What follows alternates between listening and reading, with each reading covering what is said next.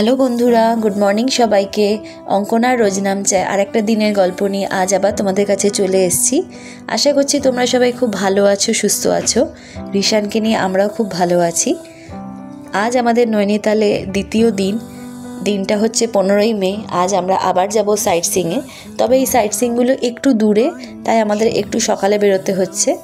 Breakfast খেয়েই একেবারে বেরিয়ে যাব। আজ ব্রেকফাস্টে একটু অন্যরকমই নিয়েছি। আমি নিয়েছি পনির পরোটা, সোমদেবের আলুর পরোটা, ঋষানের জন্য ম্যাগি। ওই যে কালকে ম্যাগি খাওয়ার জন্য হ্যাংলামি করছিল, তাই ভাবলাম ম্যাগিটা নিয়ে দেখি।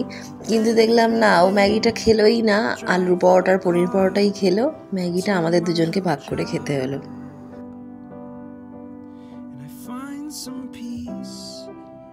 2023 সালে লাস্ট আমরা বেড়াতে গেছিলাম, লম্বা ট্রিপ করেছিলাম, গেছিলাম কেরালা। 24 সালটা আমাদের খুব একটা সময়টা ভালো যায়নি। সোমদেবের শরীর খারাপ ছিল, প্রজেক্ট নিয়ে একটু ব্যস্ততা ছিল, তাই 24 সালে কোথাও সেরকম যেতে পারিনি। সেই জন্যে এই ট্রিপটা নিয়ে আমরা খুব এক্সাইটেড ছিলাম। কিন্তু আসার আগে দেশের যে পরিস্থিতি ছিল সেটার জন্য একটু চিন্তিতও ছিলাম। তবে দেখো, আসার পরে তো দিব্যি ঘুরছি, খুবই ভালো ঘুরছি, সেরকম কোনো অসুবিধে ফেস তো করছি না। যদিও এখানকার লোকেরা বলছে একটু ওদের মার্কেটটা ডাউন আছে, ভিড়টা কম আছে। এখানে এই বেগুনি ফুলের গাছটা দেখো কি সুন্দর, জায়গায় জায়গায় এই গাছটা দেখছি। এখানে প্যারাগ্লাইডিংয়েরও ব্যবস্থা আছে, দেখো লোকেরা করছে। সোমদেবেরও ইচ্ছে আছে, আমার আবার এগুলো খুব ভয় লাগে, আমি ঠিক করতে পারি না। এখানে দেখো আর একটা অদ্ভুত ফুল, হলুদ রঙের, নিচের দিকে কেমন ঝুলে আছে। এখন আমরা এসেছি একটা হনুমান মন্দিরে। গতদিনও একটা হনুমান মন্দিরে গেছিলাম, বাট সেটা একটু ছোট ছিল, এটা একটু বড়। ঋষানকে দেখো কেমন স্মার্টলি নেমে যাচ্ছে ধরে ধরে।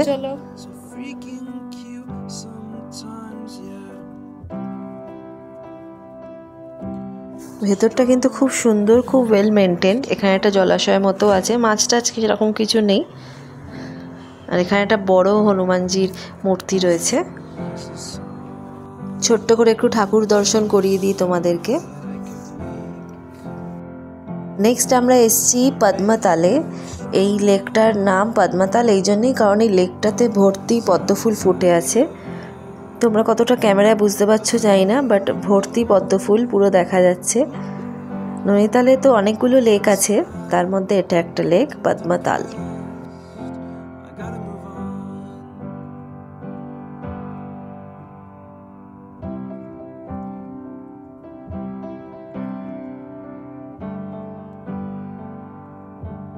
এবার আমরা এসেছি আসল জায়গায়।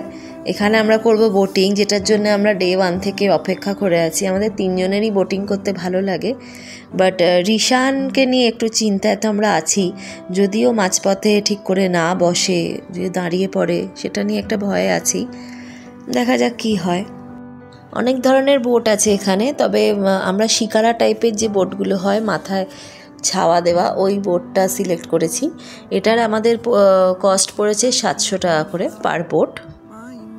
আধ ঘন্টা ঘোরাবে।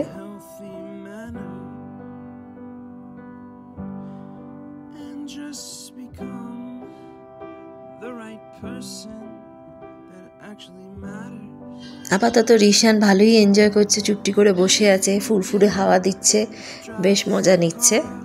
এই লেকটা 185 ফিট ডিপ।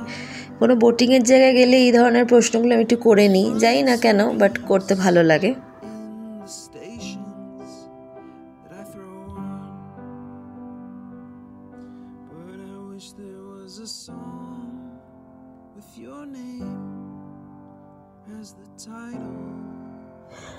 প্রথম দিকে তো ভালোই এনজয় করছিল, চুপটি করে বসেছিল, হাওয়া খাচ্ছিল। যত সময় যাচ্ছে এক্সাইটমেন্ট ওর বেড়ে যাচ্ছে, মানে যত বেশি আনন্দ পাচ্ছে এক্সাইটেড হয়ে যাচ্ছে। এখন আর বসবে না, উঠে দাঁড়িয়ে পড়বে। এবার বোটের মধ্যে দাঁড়িয়ে পড়াটাও তো রিস্কি, তাই না? বোটটা তো নড়ে চড়ে যাবে। যাই হোক, কোনো রকমে ভালোই ভালোই আমরা বোট থেকে নেমে পড়েছি, আমাদের কোনো অসুবিধে হয়নি।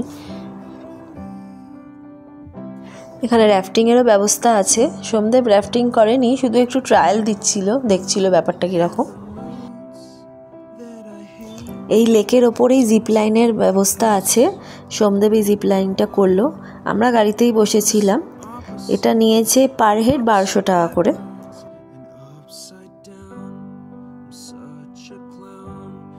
got no frown. face. Why am I so freaking cute sometimes? Yeah,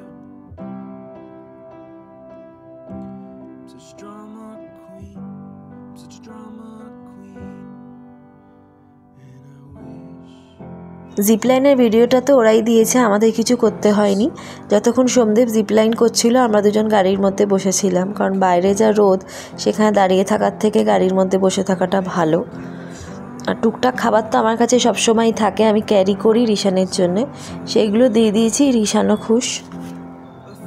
এখানে আসার পর রিশান এত ওয়েল বিহেভ ছিল যে আমাদের যে ড্রাইভার, যার সঙ্গে আমরা সাইট সিং করছি, তিনি বুঝতেই পারেননি যে রিশান একটা স্পেশাল চাইল্ড। ও বলছে শান্ত বাচ্চা, কথা কম বলে, ও যে কথা বলতে পারে না সেটা উনি টেরই পাননি।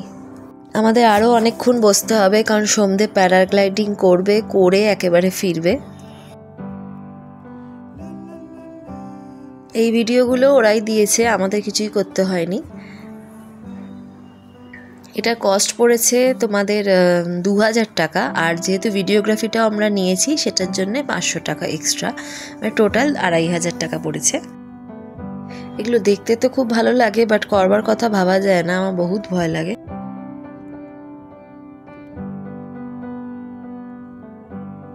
I wish that I could cough out my emotions in a healthy manner and just become the right person that actually matters. And every day I drive my car to my little job, and I find some peace in the stations that I throw on. But I wish that অপেক্ষার অবসান, সোমদেব চলে এসছে সব কিছু করে, আমরা এবার খেতে চলে এসেছি। এটা একটা ভেজ রেস্টুরেন্ট, এখানে ভেজের প্রেফারেন্সটাই বেশি, ননভেজটা লোকে কমই খায়। আমরা অর্ডার দিয়েছি এখানে ভেজ বিরিয়ানি, বাট এটা বিরিয়ানির মতো হয়নি, এটা একটু পোলাও হয়ে গেছে। একটু ঝাল ঝাল ছিল, বাট খেতে খারাপ হয়নি, একটু স্পাইসি হয়েছিল, আর কিছু না। পোলাওটা ঝাল ঝাল লাগছিল বলে সঙ্গে একটা করে লস্যিও অর্ডার করে দিয়েছিলাম, লস্যিটা ভালোই বানিয়েছিল। খাওয়া দাওয়ার পরে আর একটা লেকে গেছিলাম আমরা, লেক সাত্তাল। সেটা একটা খুব ছোট্ট ম্যানমেড লেক, সেটার আর ভিডিও আমরা তুলিনি। এরপরে চলে গেছিলাম গোরাখাল টেম্পলে বা গোলু দেবতার মন্দির। এটা আমাদের কাল ভৈরবের মন্দির। সবাই যে যার ইচ্ছে একটা ছোট্ট কাগজে একটা ঘন্টার সঙ্গে বেঁধে এখানে লাগিয়ে চলে যায়। মন্দিরে গেলে মনটা তো ভালো হয়েই যায়, বাট এই মন্দিরটা একটু অন্যরকম লাগলো। পাশেই পাহাড়, আর এদিকে এত সহস্র ঘন্টা আওয়াজ শোনা যাচ্ছে, মানে একটা দারুণ অনুভূতি, বলে ঠিকমতো বোঝানো যায় না। এরপর আমরা চলে গেছিলাম একটা টি গার্ডেনে, ছোট্ট খুব টি গার্ডেনটা।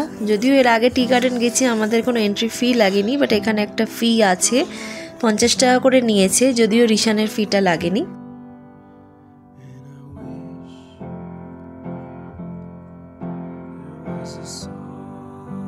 এরপর আর কি আমাদের ঘোরা মোটামুটি শেষ হয়ে গেছে, বাড়ি ফিরবো। মনে হয় না আজকে আর বিকেলে কোথাও বেরোতে পারবো, খুব টায়ার্ড হয়ে গেছি আমরা তিনজনেই।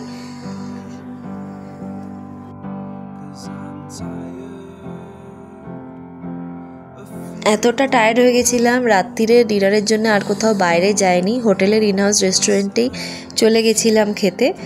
সোমদেব একটা ভাত নিয়েছিল, আর আমরা রুটি নিয়েছিলাম, আর পনিরের একটা আইটেম, এই দিয়ে আমাদের হয়ে গেছিলো। আজকের ব্লগটাকে এখানেই শেষ করব। তোমরা প্লিজ লাইক শেয়ার করে দিও, আর যারা নতুন দেখছো ব্লগটাকে প্লিজ সাবস্ক্রাইব করে দিও। কাল আবার নতুন একটা গল্প নিয়ে তোমাদের কাছে চলে আসবো। আজ যাই, টাটা।